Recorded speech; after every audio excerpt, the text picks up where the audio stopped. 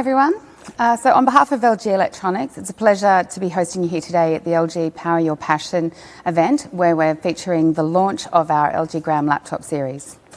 So my name is Bernadette Jolly and I lead Business Solutions Marketing for LG in Australia. So at LG, we aim to connect with our customers beyond just selling products. So we want to enrich their everyday experiences with technology and innovations that make their everyday lives better. And today we're introducing you to our Gram laptop range.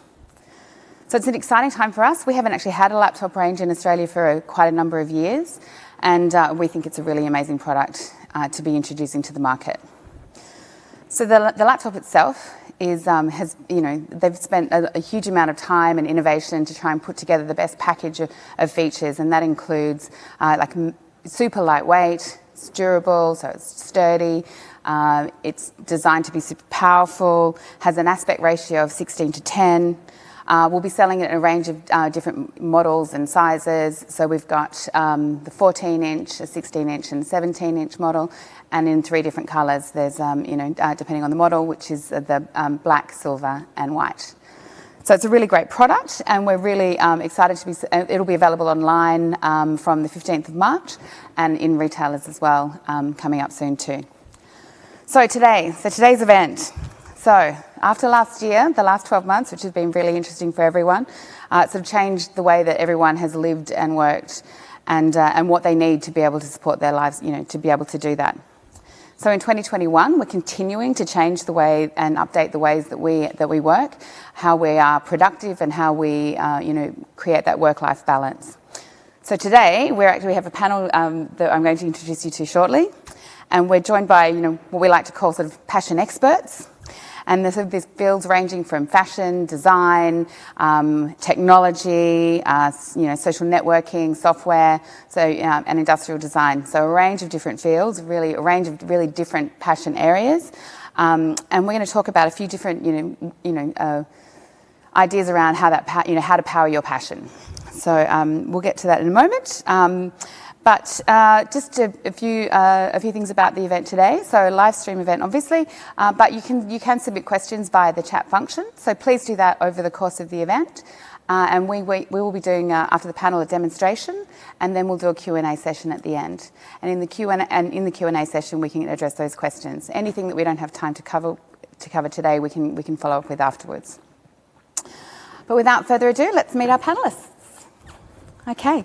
So just to my left here, we have Elise Tran. Hi, I'm Elise Tran, one of the founders of fashion accessories brand The Daily Edited and tabletop homewares brand In the Roundhouse. I love making products and figuring out how to sell them, and I worked out that I could continue my passion as my career when TDE outlasted many of its competitors. Great, thanks. And we also have Dane Eldridge, the founder and CEO of Formation Technologies. Yes, so Formation, we're a web and software development agency. We help companies build a competitive advantage using technology. And I was really lucky as a 16-year-old in high school. I was footy and tech obsessed and kind of found my passion really early. I built a fan website that got really popular.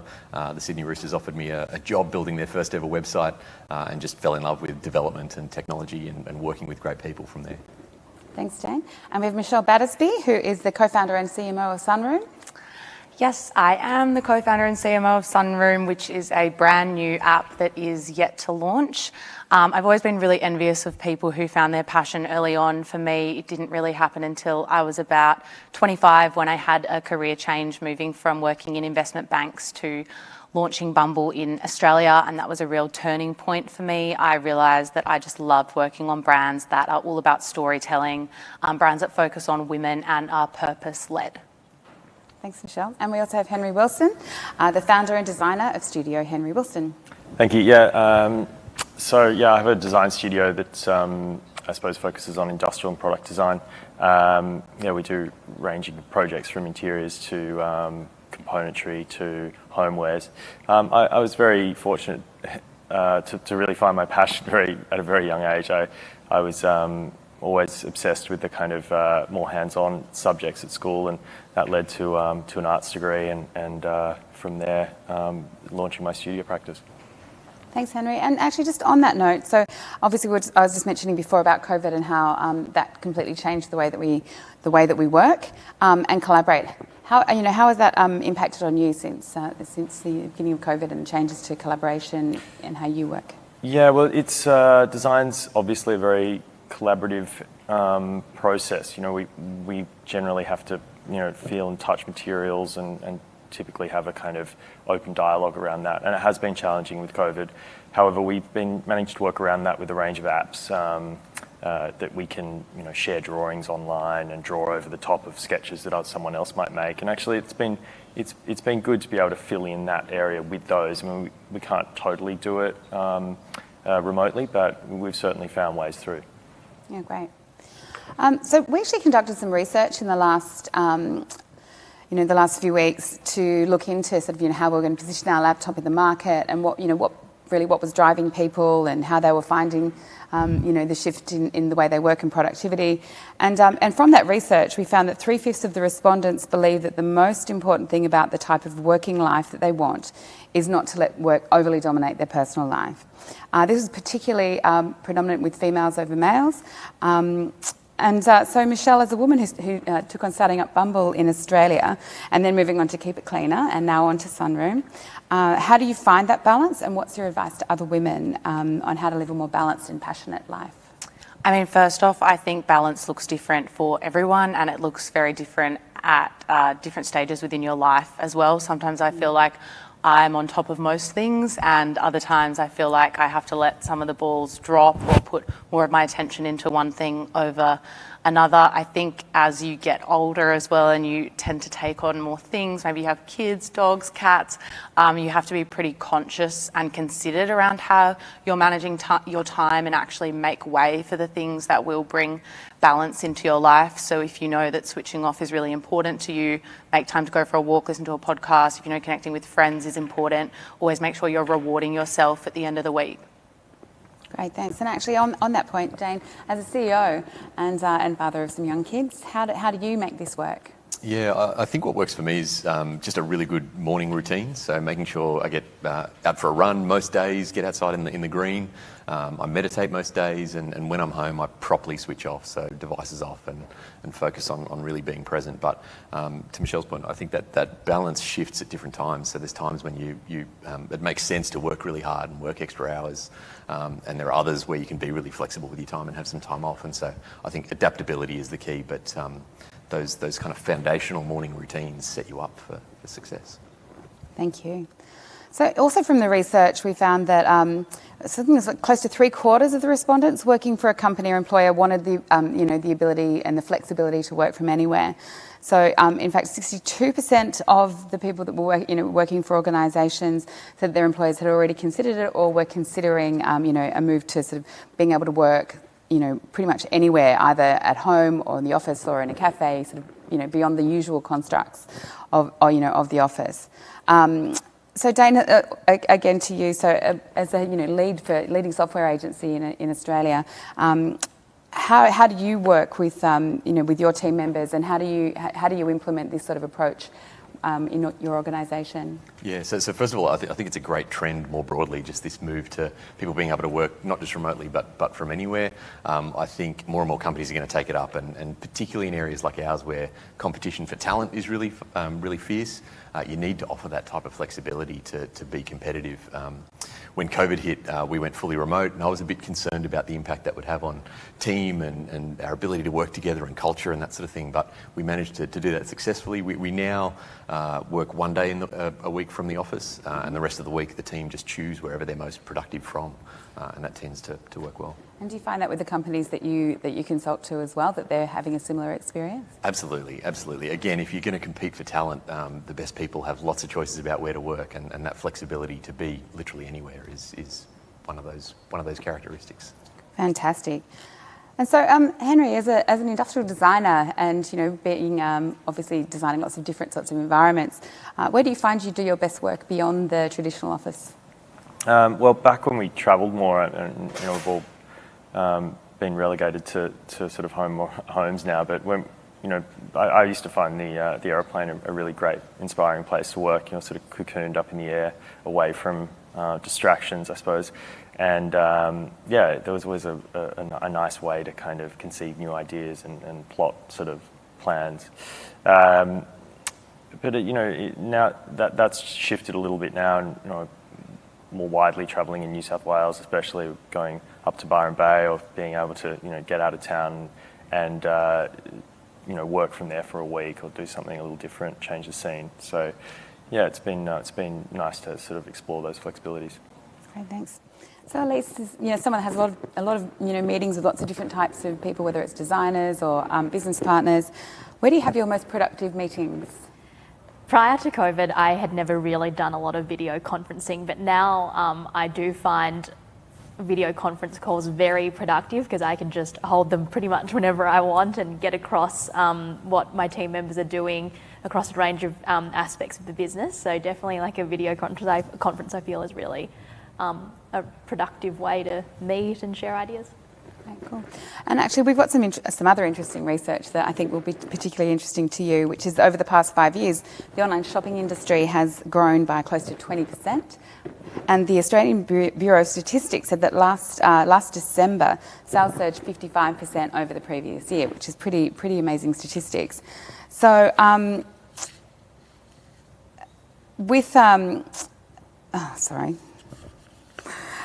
They're cool statistics and quite overwhelming, so I can see. I know. So wow.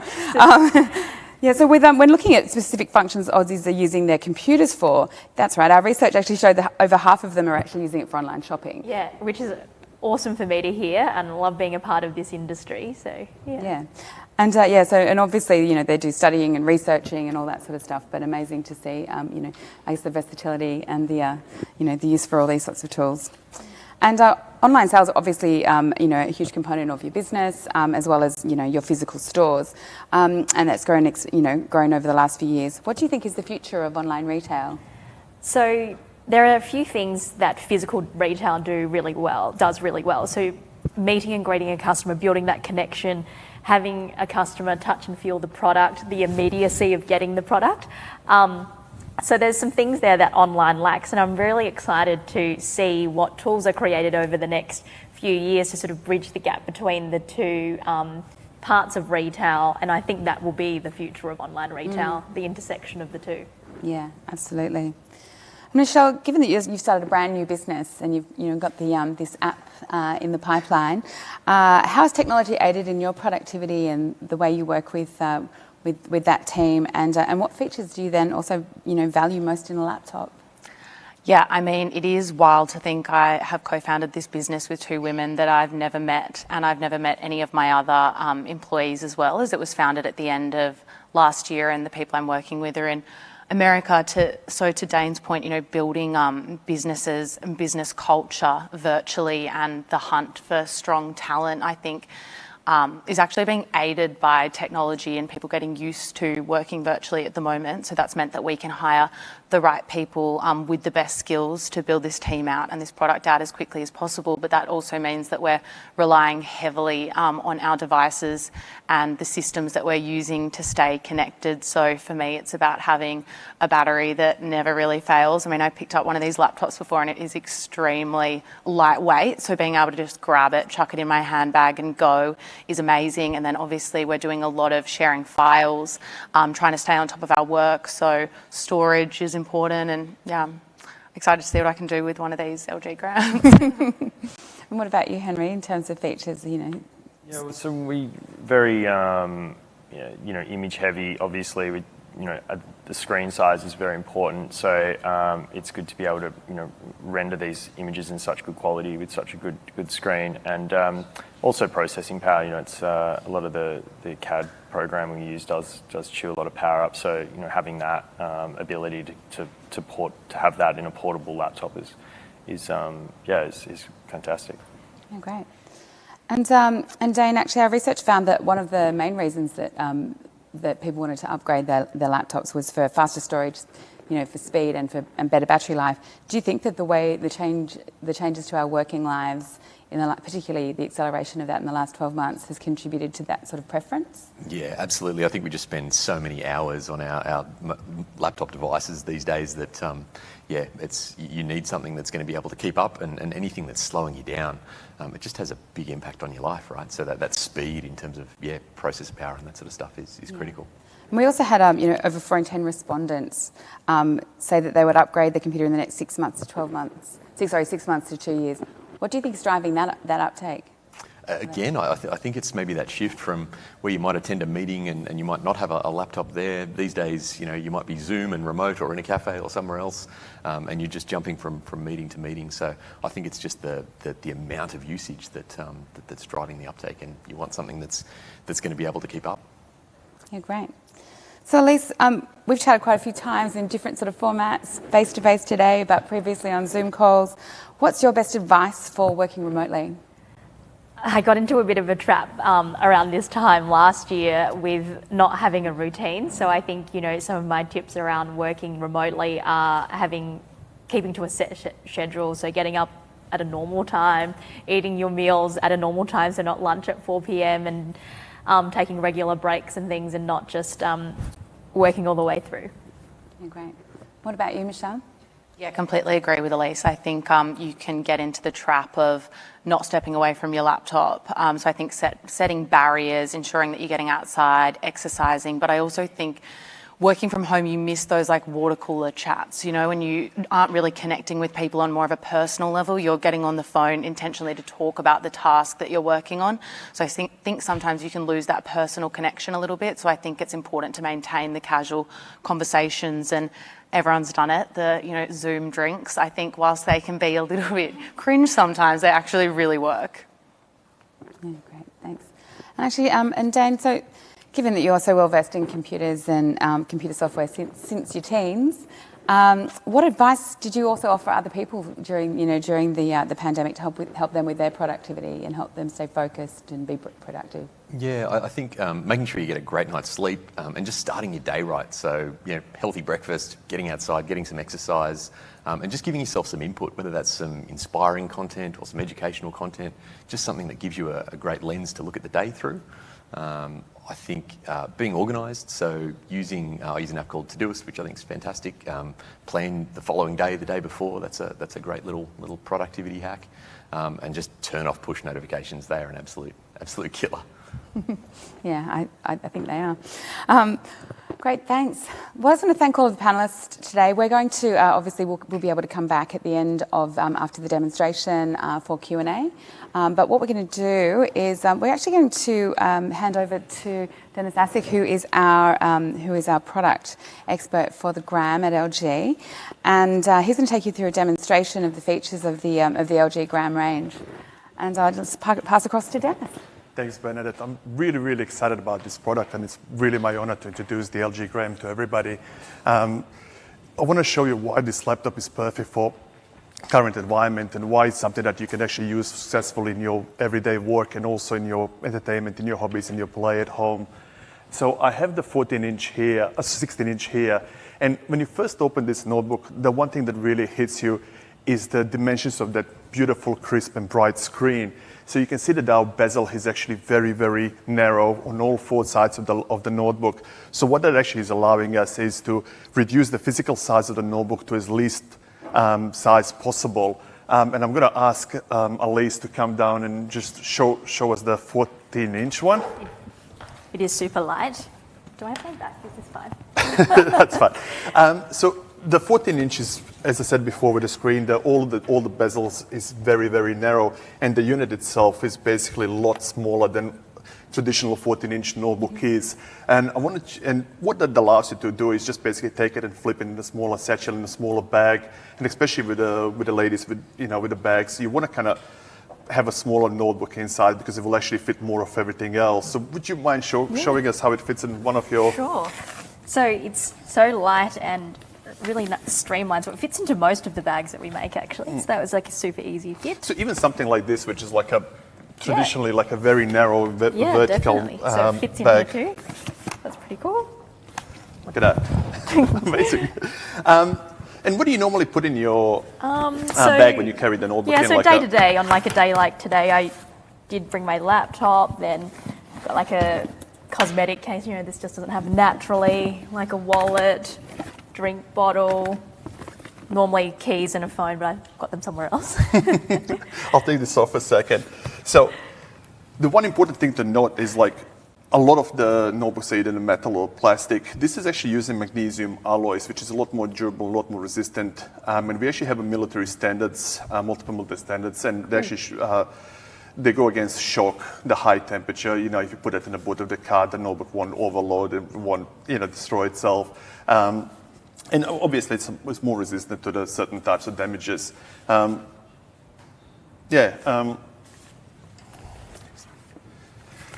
do you think of the weight? Because you mentioned before really that the weight was very low. I'm not just saying this. It is the lightest laptop I've ever interacted with, and it does all the things that my existing competitor laptop does. So I'm pretty excited by this. So the 14-inch actually comes under 1 kilo, so that's why the name of the gram. So we got bag of sugar here, 1 kilo bag of sugar, and we can actually see how it compares with the 14-inch gram.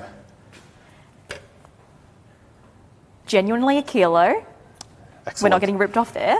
Okay. And the gram itself? 965 grams?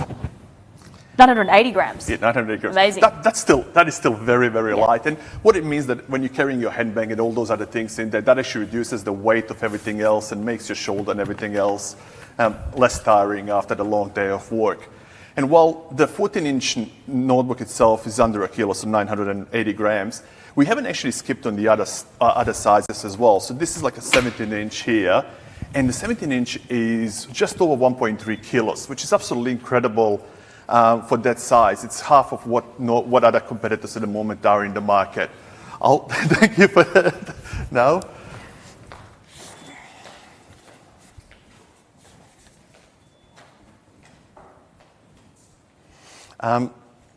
So when it comes to the notebooks, when we go down into the ultra-light form factor, and especially with the ultra-light as well, a lot of times the battery is going to be the casualty of this. And in this one here, you can see the 17-inch notebook has been running a few hours, running the YouTube videos over and over, and we still have over 11 hours and 8 minutes remaining. So in all of the gram range, we haven't actually sacrificed the battery. The battery is still very, very important. And we did a research lately that Bernadette was referring to, that over 80% of the people actually look at the battery life as a main component when they're actually buying the brand new laptop. Another thing that I want to show here is, well, majority of the laptops currently in the market are 16:9. The LG Gram, all 14, 16, and 17 come in 16:10. And what that actually gives you is it gives you that extra real estate or desk real estate in the bottom of the screen. And actually, it gives you more things to see the screen at one time. The 16 and a 17 model come with a WQXGA resolution, which is 2560 by 1600. And again, it's a very unique and a very new thing for the laptops. I'm going to ask Henry to come up here and have a look at some of his designs on this 16-inch Gram and see how that compares to like his current notebook, but also how does it compare with external monitors that he would normally run. Because in design, I assume the quality of the picture and the quality of the graphics that you get on this screen is going to be very, very important. Yeah, the graphic quality is is paramount for us. We do a lot of editing of designs live on the screen, and having that extra space is really crucial, especially if you're taking it with you. Usually you're bound with a desktop or something like that, but it's nice to have that ability to plug in a larger screen and run it as you are here, or be mobile with such a terrific quality screen. Excellent. So another thing to know is that all of the Grams come with the latest Generation 11 Intel CPUs. We have options between a Core i5 and i7 across the range as well.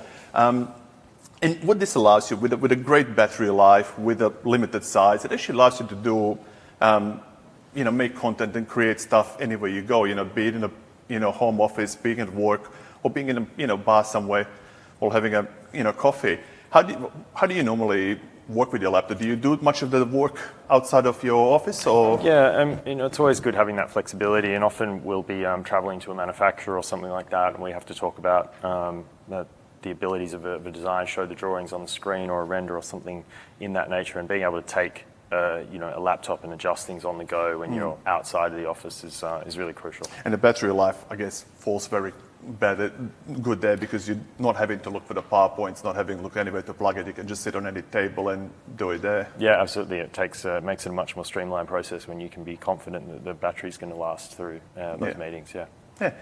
Another thing is, so when you're actually back in the office, thanks, Henry. Another amazing thing about it, that all of the models come with a Thunderbolt 4 port. So when you actually finished, your meetings in a restaurants or in a coffee bars, and you go back to your home, you can, simply, or in the office, you can simply plug a single Thunderbolt USB-C connection to your notebook, and that will actually charge the notebook and allow you to use the external display. And with the latest gen of the CPUs, you can do multiple things. You can see on the screen here, we've got 4 different applications. We've got a couple of videos running a YouTube and a couple of the websites. So the notebooks are still very grunty and very powerful for their size. We mentioned resolution before, but another really good thing about these things is that aspect 16:10. As I mentioned before, it does give you that extra real estate space on your screen. But what also allows you to have is like a more length of the chassis itself, and we can actually spread the keys to more natural position, and you're less likely to hit double keys when you type. So it will actually allow you to type quicker and work more easier. And the touchpad itself is considerably larger than it was in the previous models. And that, again, for people who use touchpad regularly, they'll know it makes a lot more easier work and more productive work having something like this. So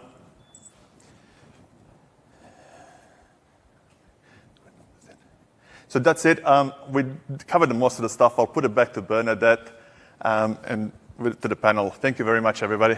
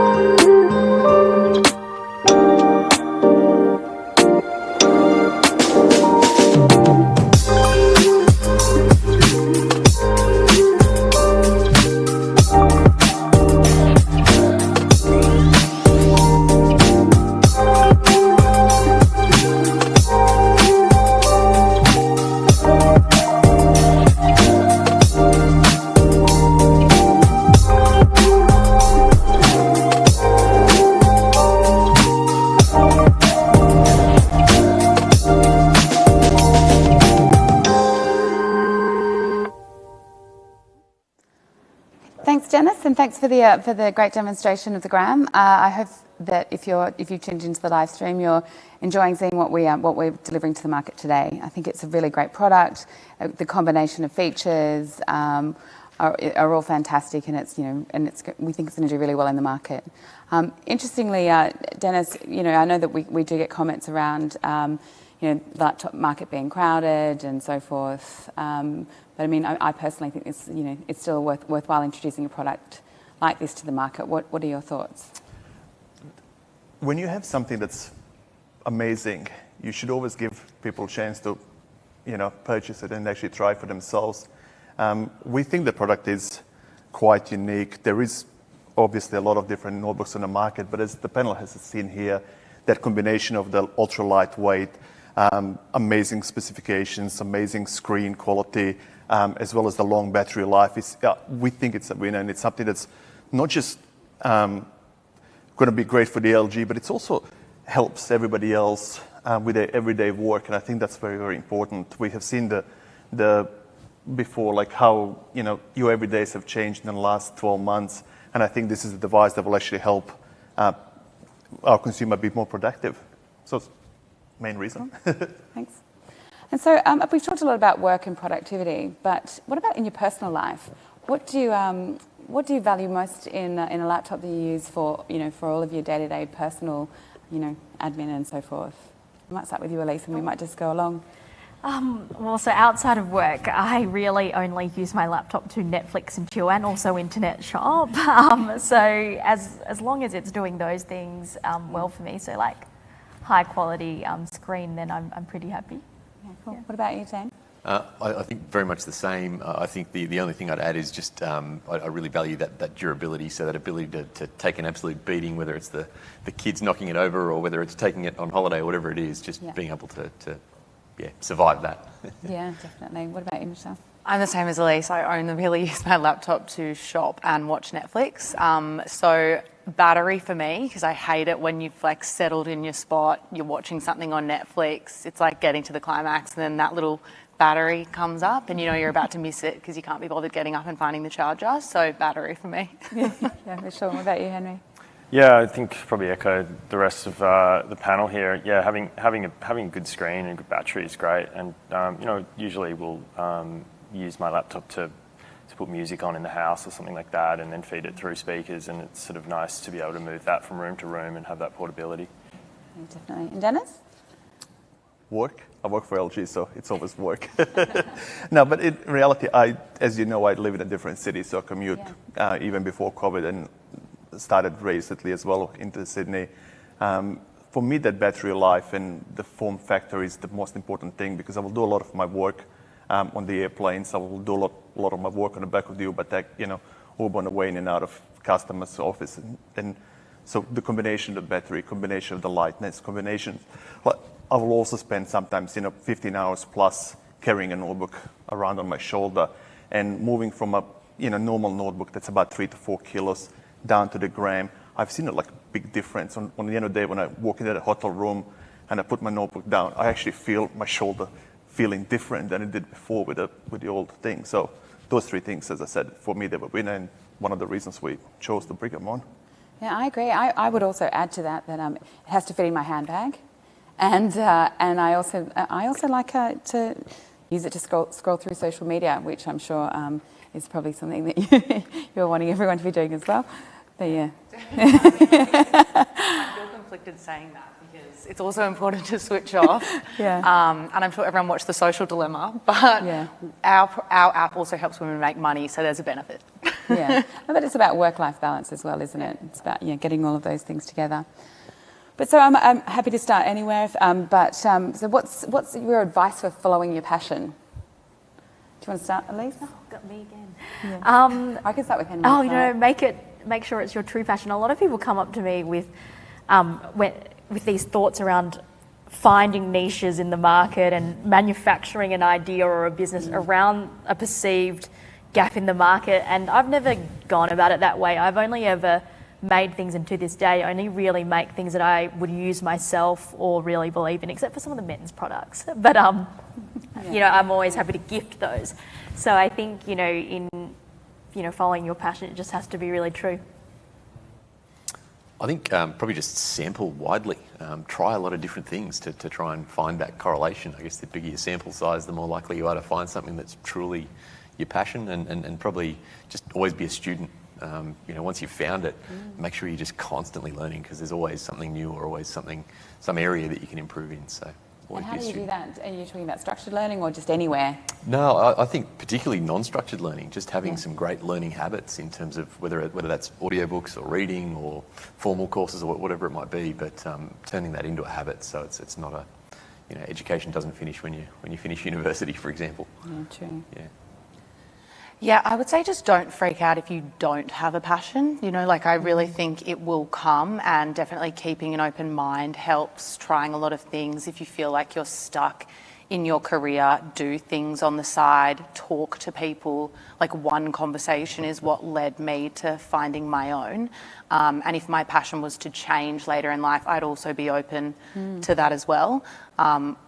It's kind of like finding true love, I think. So early in my career, it was trying a lot of different things, play the field.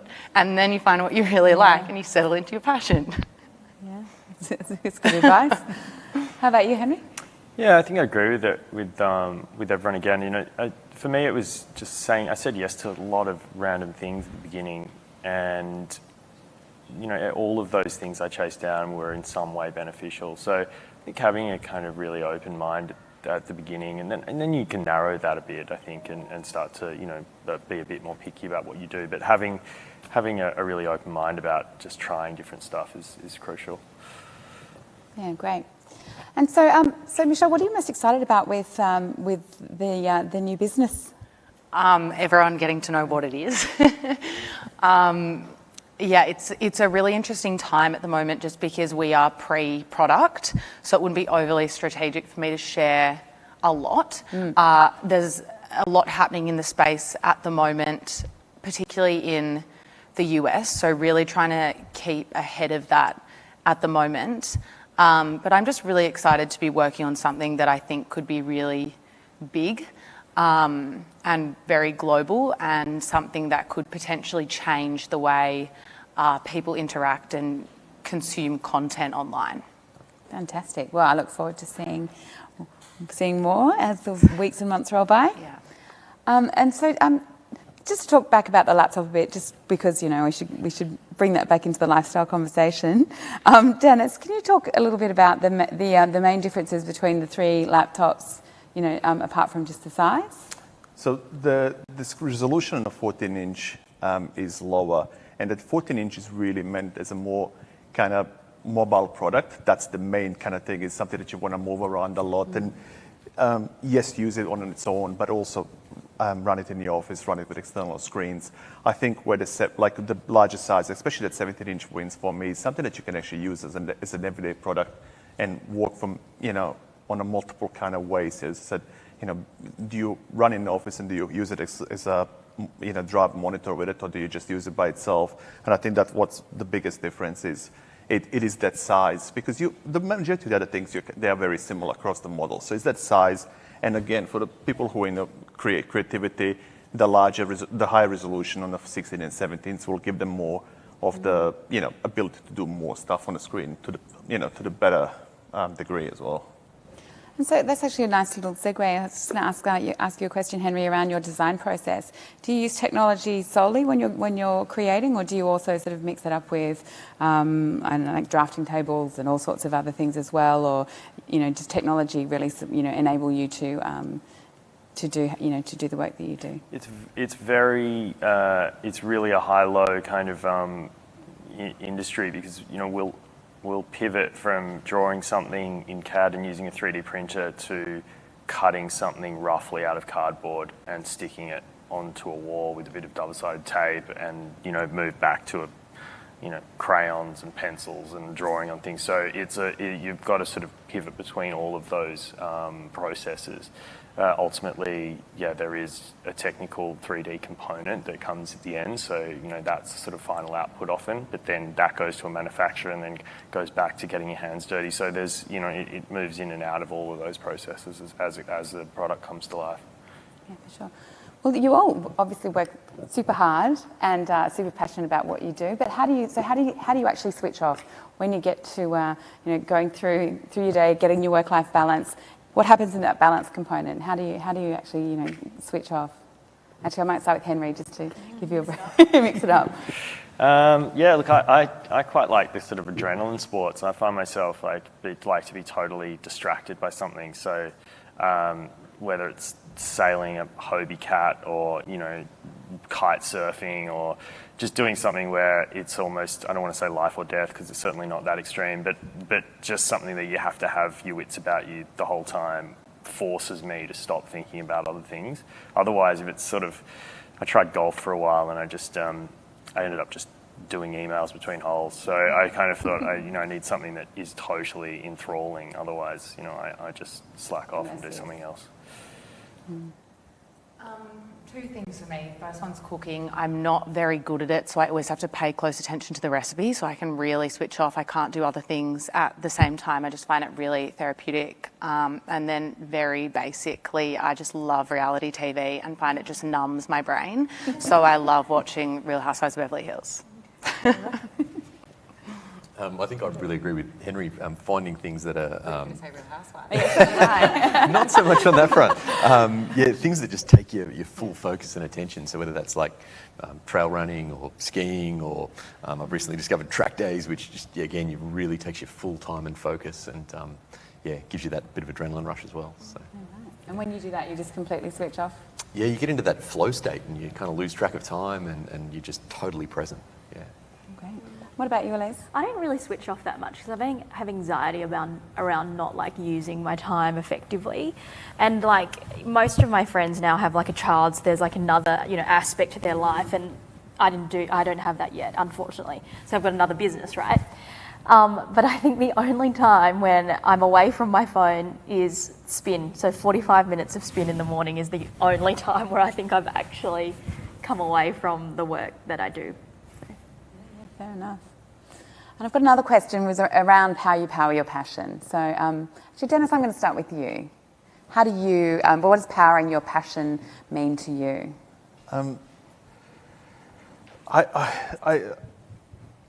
The big thing, obviously, with my work, and I'm very passionate what I do, and like I get to meet a lot of people. I'm passionate around people. I love communication, love conversation, and love my day. Sometimes doesn't stop till like last night till 3 o'clock in the morning. I love having the different aspects. I'll be across a lot of different people in a lot of different fields. Being from very technology oriented people to big salespeople and everything else. But I just generally, I love to be around people and good food and good drinks. Like that's my passion. Fair enough too. Henry, how about you? I think just with inspiration and a bit of a healthy dose of inquiry into how we live. Just sort of keep that. I'm passionate about seeing how situations are resolved, or how and that feeds into my everyday life, designing things as well. So just staying focused on seeing the little intricacies of how we do the things we do. I think for me, probably knowing that it's bigger than just me, I guess. Like it's something that obviously is really driving me, but that's because I am able to help others. So I suppose with Bumble, human connection is so important, helping people find love, relationships, whatever, business opportunities really drove me. And now with Sunroom, it's about ensuring women can be financially independent. So it's like tying it into a bigger thing, I suppose. Yeah, absolutely. For me, I think it's just always about learning, just constantly looking for that little edge, that little improvement, that little tweak that you can apply to your day-to-day. Powering my passion. I feel like it's building teams around me to assist me with realising these dreams and product ideas that I have. Yeah, absolutely. Good and really nice diverse mix. But I think all of those things, are meaningful to all of us. And I think also, too, particularly the human connection is quite key, I think, for everyone. And I'd also just want to remind anyone watching the live stream, if you've got any questions, to send them through. But there's a question that's come through for Dennis around the laptops, and it's around pricing around the laptops. So the product is positioned at a more premium side of the market. So we will have them entering at a mid-1,000s and go up to around $3,000 price point. But there is enough choice in there to pick the right product for you. Okay, great. And we'll be releasing to all of the journalists that are attending the session today the RRPs for all of the products. Yeah, certainly. And can you talk about the processing power in more detail of the laptops and around the Intel Evo platform? So with the Intel, like the Evo platform is meant to kind of be, like Intel is probably better explaining this, and I know that they do quite a bit of it, but it is that future technology, the mobility, the battery life, the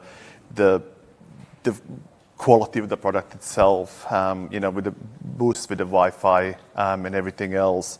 It is the future kind of proofing your technology, and we have chosen to, I think currently in the range the i7 is the main focus of the notebooks, with a couple of the 14-inch and one 16-inch coming with that i5. But we haven't actually, because of that premium factor, we kind of kept it within that, higher CPU speeds and CPU models, yeah. Cool. And so, there's also a question around why the Gram's good for work and personal life. Well, I mean, I think we can all potentially comment on that. But, personally, one of the things that I was most impressed by when, obviously we heard about the Gram a long time before we started working on the product, or just, deciding to release the range in Australia. And then we'd already done a lot of work before I even got to physically hold one. And it was, it's pretty surprising. Everyone says, oh, it's really light. But it really is light. You sort of pick it up and go, oh, okay, there's so much you can do with this. And for me, the instant sort of thought that, this is a conversation I was having with some colleagues, was the ability to pick it up and put it in your handbag and go. To me, that it was a dummy laptop.